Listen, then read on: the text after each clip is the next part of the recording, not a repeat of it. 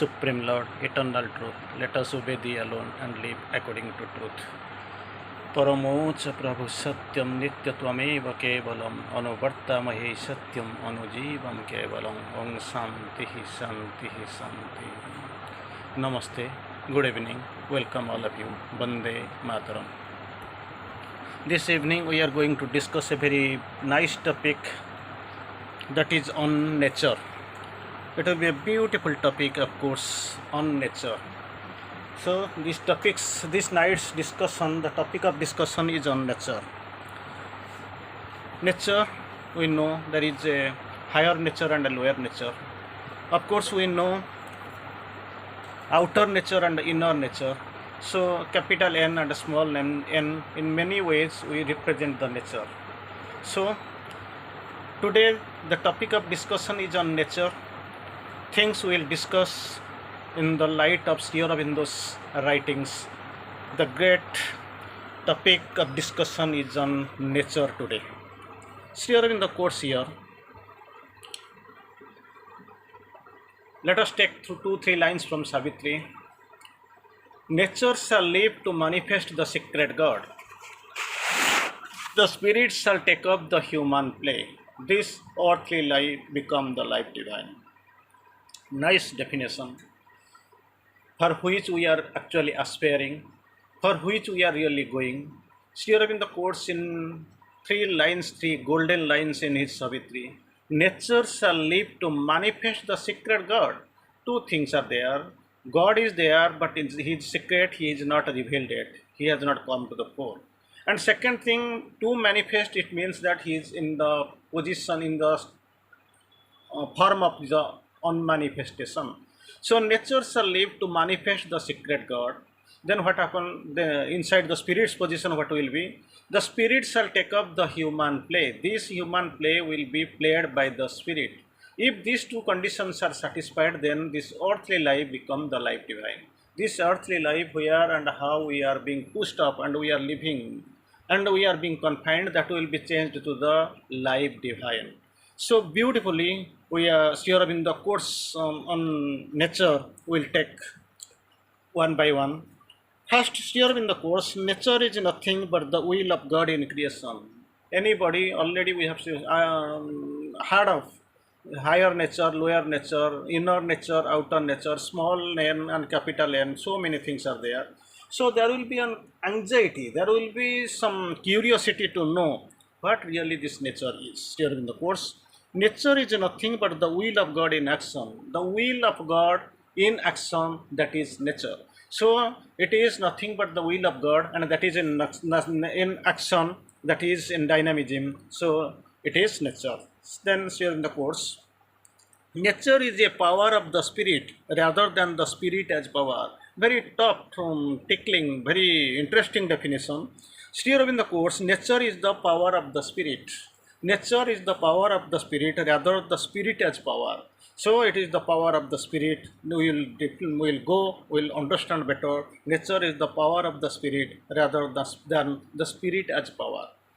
All nature is a force. Then what nature really is meant? Many times we get confusions. Sri Aurobindo clarifies in his very interesting terms, very simple lines. Sri Aurobindo quotes, all nature is a force put out by the Divine Mother for the action of the universe. Here Sri Aurobindo magnanimously, with magnanimity, what wonderfully defines, it is the thing of the force and that relates to the Divine Mother. Our Divine Mother, we know. Sri Aurobindo, I will quote it again, I will speak it again.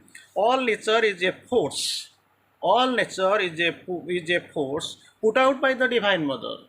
All nature is a force put out by the Divine Mother for the action of the universe. Already we have listened, that is the power of the spirit and the will of the God in action. Here also it is put out by the Divine Mother for the action in the universe, not only in a similar or in a small confined place, but entirely it is exceeding, it is spanning, and it is touching, it is covering the entire universe.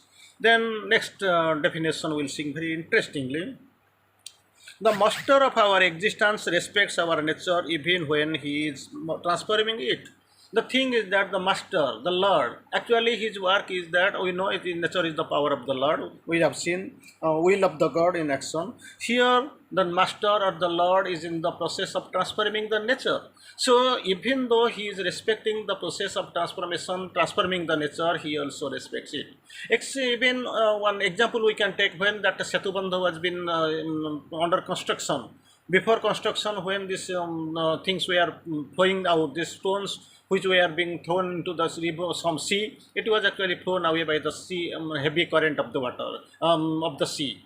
So that time, Sri Ram wanted to dry it. He used his arm, brought out his arrows and put in his bow. In because that to dry it up or to stop the motion, the flow.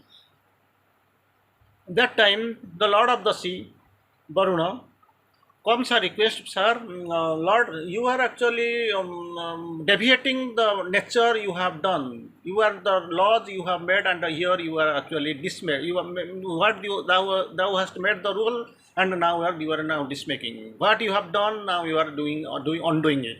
So nature, the thing is that this nature is common for all. The thing is that we have to go, there is a process. Here Sri Aurobindo quotes, the master is in of our works. The master of our works respect our nature even when he is transforming it. The Lord, starting from Lord Rama and till the thing, Lord who is in the process of transformation, the supramental avatar, Mother and Sri Aurobindo, they are in the process of transforming the nature. They have respect for it. Still then, they, even though they are in the process of transformation, they are processing the transforming the earth, nature. Still then they respect it.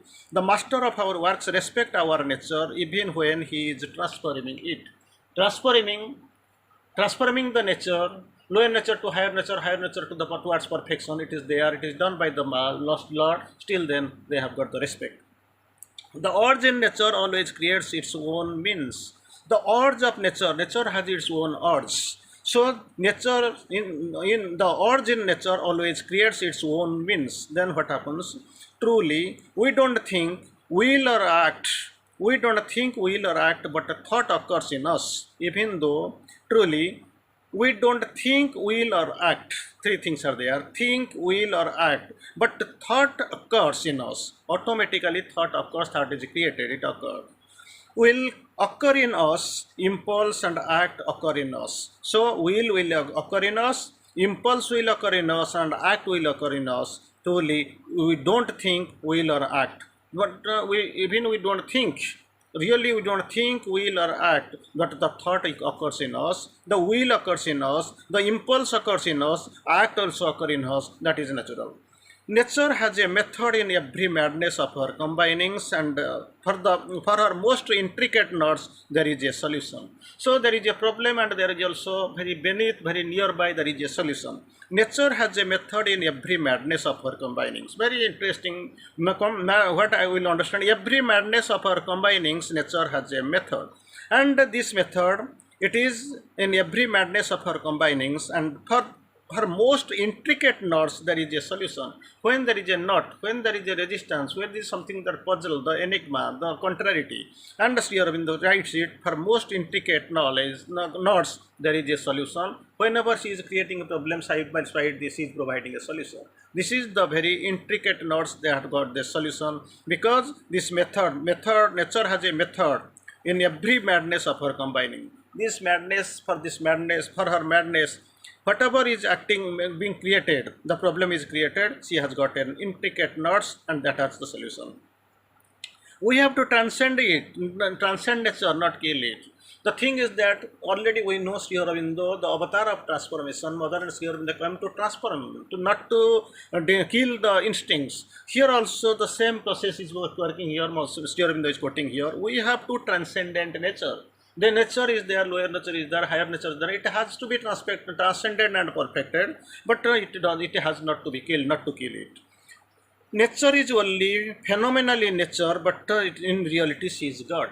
we see, we feel the God and the nature, they are different. But thing is that they are like a boy and a girl, upwards and reverse side, boy and girl. We'll see later little things playing hide and seek with each other. Here also Sri Aurobindo quotes and clarifies in a very prominent way, very professional way, very interesting way. Nature is only phenomenally nature. Nature is only phenomenally nature. But in reality, she is God. Phenomenally, she seems to be nature, but actually, truly, she is God.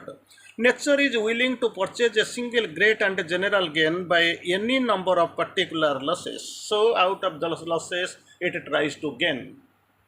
The thing is already we have spoken of and we have already discussed. Nature is willing to purchase a single great and general gain. Willing to purchase a single great and general gain by any number of particular losses. By whoever and any particular case of loss, from there it tries to gain single great and general gain by any number of particular losses. Distrust the creative power within us. Distrust of the creative power within us. There is a creative power, of course, inside us. If distrust of the creative power within us, the creative power, the power in us which is creative, the creative power, distrust of this creative power in us was our physical fall from paradise. For that only we have been fallen, we have been detached from we have lost the train. Of course, we have been detached and distracted from the heaven. From paradise. Distrust of creative power within us. This creative power is well within us. Distrust of this creative power within us was our physical fall from paradise. From paradise, because of this distrust, we have been detached. We have physically fallen from the paradise. It is the spirit that is forever, that forever transcends and guides the world nature. Already we have spoken the spirit as a power. Nature is the power of the spirit. Here the spirit, what it makes, it is the spirit that forever transcends. Forever it transcends and guides the world nature. Transcends and guides at every moment. It is progressive. At every moment it transcends. The spirit transcends and guides the nature. In the spirit, we are above the impulsion of the nature. So, here in the quotes here about spirit and matter. In the spirit, we are above the impulsions of the nature, superior to her moods and forces. So, considering the moods and forces and impulsions of the nature, we know spirit is all above. Spirit is all above the nature with respect to its moods and forces and impulsion also. Without the action of the ignorant divine, integral divine, without the action of the integral divine, there is no change of the whole nature. The entire change of the whole nature is only possible by the action of the integral divine. Without the integral divine, the change of the whole nature is impossible. We ought to be able to see how beautiful outward nature can be and usually be. So we must see, we must check, we must feel the beautifulness of outward nature, how beautiful it is. So it is usually beautiful. Then before concluding, we'll see nature and yoga. The generalization of the yoga in humanity must be last victory of nature. The generalization of yoga in humanity must be the last victory of nature over his own delays and concealment. So second, what nature aims at for the mass in a slow evolution. The evolution process is very slow. Yoga effects for the individual for the individual by a rapid revolution. So this revolution in yoga, it is possible rapidly, very rapidly through the yoga. Yoga demands mastery over the nature. Yoga demands mastery over the nature, not subjection to the nature. So naturally you have to master over the nature, their mastery is necessary. Nature seeks the divine in her own symbols. Yoga goes beyond nature to the Lord of the nature. So this is the process. Yoga supersedes necessary, we know. And finally, we'll see a couple of lines.